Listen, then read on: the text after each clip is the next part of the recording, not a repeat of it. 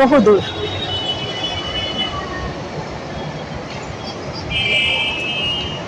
আজ সকালে একটি চিঠি এসেছে। চিঠি পেয়ে অনন্যা খুব অবাক। আজকাল কেউ চিঠি লেখে না, এর চেয়েও বড় সত্যি হলো অনন্যাকে চিঠি লেখার মতো কেউ নেই।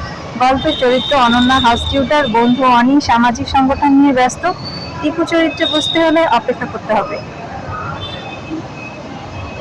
কাগজের ভাঁজ খোলার পরে শুরুতে লেখা, অনন্যা আপু, তুমি যখন চিঠি পাবে হাতে তখন তোমার সাথে দেখা হওয়ার সুযোগ নেই। তোমার কাছে আমার প্রথম এবং শেষ চিঠি। আমার চিঠি স্পেশাল, কারণ এই চিঠির উত্তর আমার কাছে আসবে না। তুমি পরিবারের ছোট সদস্য হলেও আমি দায়িত্ব দেওয়ার জন্য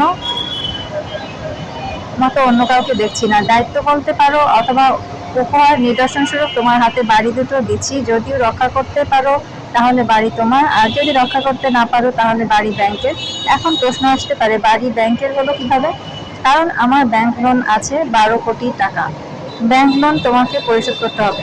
ব্যাংক লোন পরিশোধ করার পরে ব্যাংকের তোমাকে বাড়ি হস্তান্তর করবে। আমি বিভিন্ন সময় বাড়ি দেখিয়ে ব্যাংক লোন নিয়েছি, লোন পরিশোধ করতে পারিনি। চক্রবৃদ্ধি হারে লোন বেড়ে দাঁড়িয়েছে 12 কোটি। আমার পক্ষে লোন পরিশোধ করা সম্ভব হবে না। হাসপাতাল থেকে ফিরতে পারবো কিনা জানি না। যদি ফিরতে না পারি,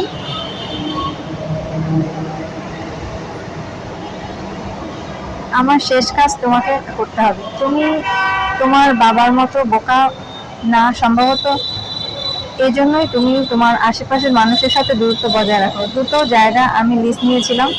একটি বাড়ি সম্পূর্ণ কাজ তোমার বাবাকে দিয়ে করিয়েছিলাম। তোমার খুব আপত্তি ছিল, বারবার কাজ করতে নিষেধ করেছ, কিন্তু তোমার কথা শোনা হয়নি। আমি যেখানে কাজ করাতে বলেছি সেখানে তোমার কথা শোনা হবে না, স্বাভাবিক। কিন্তু হাসপাতাল থেকে মনে হচ্ছে এসবের কোনো প্রয়োজন ছিল না। আমি যদি নারী প্রেমে একাধিকবার আসক্ত না হতাম তাহলে হয়তো বড় অঙ্কের লোন করতে হতো না। আজ আমার পাশে তারা নেই। অসুস্থ হওয়ার পরেও পাশে কাউকে পেলাম না।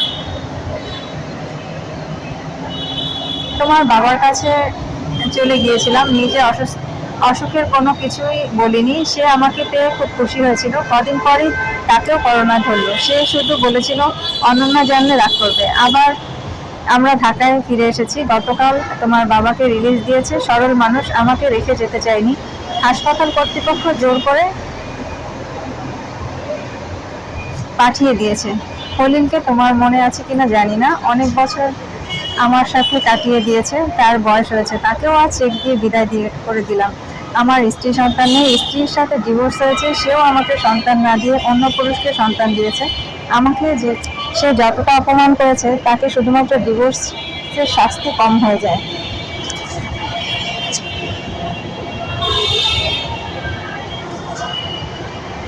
তোমার সার্টিফিকেট রেখে আমি অন্যায় করেছি, আমার মনে হতে পারে, তোমার মনে হতে পারে, কিন্তু আমার মনে হচ্ছে না। তুমি সরকারি চাকরি করে বেসিক স্যালারি কত পাবে? 9,000 টাকা।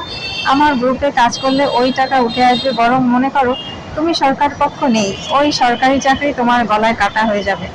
সেদিন থেকে বিবেচনা করলে সেদিক থেকে বিবেচনা করলে আমি তোমার উপকারই করেছি। অনু ছেলে ভালো, সম্ভবত এজন্য তোমার কথা আসলে কোনো না কোনোভাবে অনুর কথা চলে আসে। এই হাসপাতালে অ্যাকাউন্ট সেকশনে কাজ করে। তোমার সাথে যোগাযোগ না থাকলেও সমস্যা নেই। অনু আর তুমি রাবারের মতো, টেনে দূরে নিলেও ছেড়ে দিলে আগের জায়গায় পূর্বের আকৃতি ধারণ করো।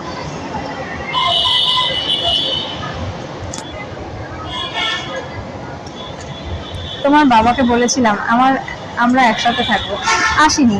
তার না আসার কারণ রাজি না। আসলে উত্তর হ্যাঁ হতো। তাকে 25 বছর রাজি করাতে পারেনি। সে রাজি হলো আমার কাজ হবে, রাজি না হলেও কাজ আটকে থাকবে না। প্রমাণস্বরূপ দত্তক সার্টিফিকেট সংযুক্ত করে দিলাম। আমি বেঁচে না থাকলে আমার শেষ কাজ তোমাকেই করতে হবে।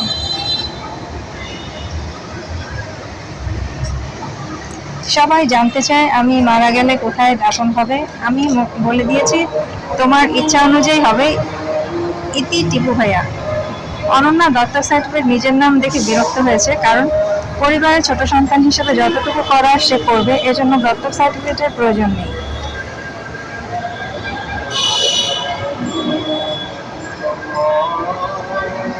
ব্যাপারটা এমন না যে সার্টিফিকেট নেই এজন্য অনন্যা টিপু ভাইয়ার শেষ কাজ তাকে পাওয়া যাবে না। আবার এমনও না দত্তক সার্টিফিকেট আছে টিপু ভাইয়া, যা আছে সব অনন্যার। অনেক বছর অনুর সাথে যোগাযোগ নেই, পুরনো নম্বরটা আছে কিনা জানি না। অনুর মোবাইল রিংটোন এখনো অনন্যার মুখস্থ। ওই সময় মনে হতো ওর রুচি আছে, কিন্তু কখনো অনুকে বলা হয়নি। টিপু ভাইয়ের নম্বর অনন্যা জানে না, কিন্তু চিঠির উত্তর উপরে লেখা 9/4/2000, আজ 5/4/26 সাল, অর্থাৎ 5 বছর আগে লেখা চিঠি কেউ একজন 5 বছর পরে সেন্ড করেছে।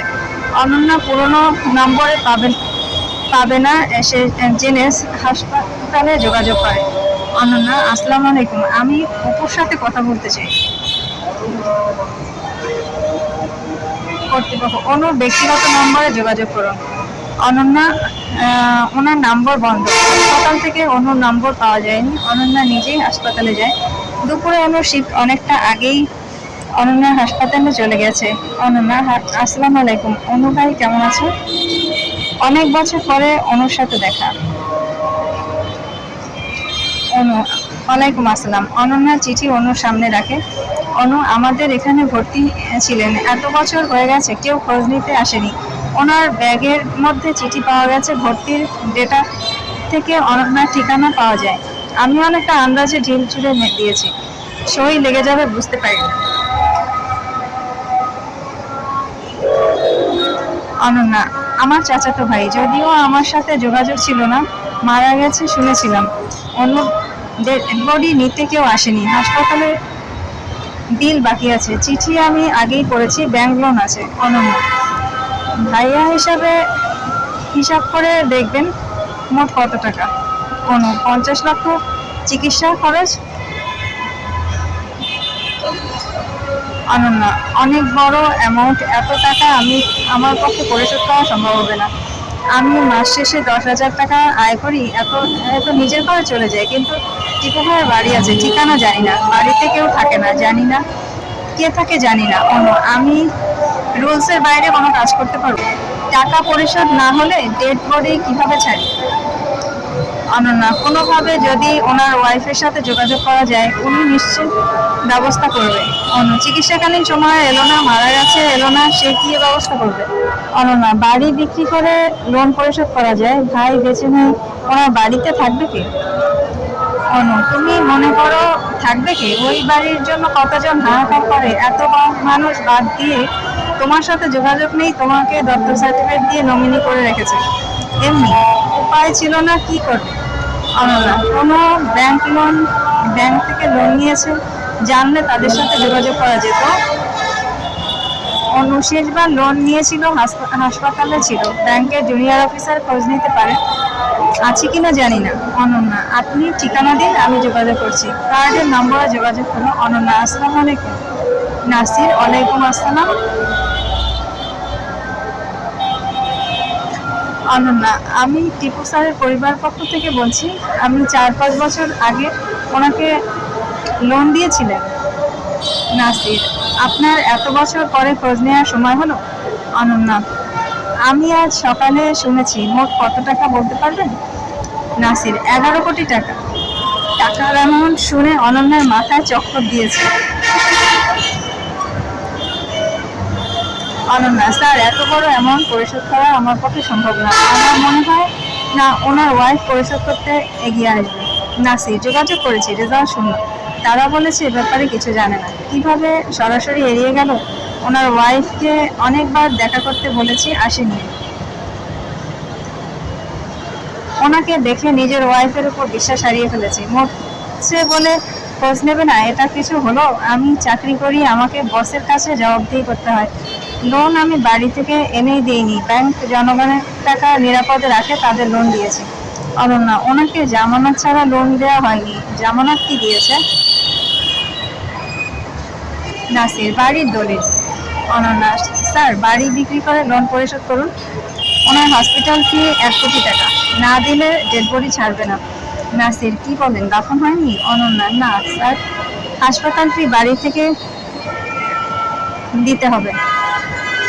নাসির, আমি বসের সাথে কথা বলে আপনাকে জানাবো। অনন্যা, জি স্যার। টিপু সাহেব লোন পরিশোধ করতে তার ওয়াইফ এগিয়ে আসেনি, অনন্যার পরামর্শ জামানত বাড়ির মর্গে উঠে অনন্যাকে অদৃশ্য কোনো থেকে ভয়ভীতি দেখাচ্ছে।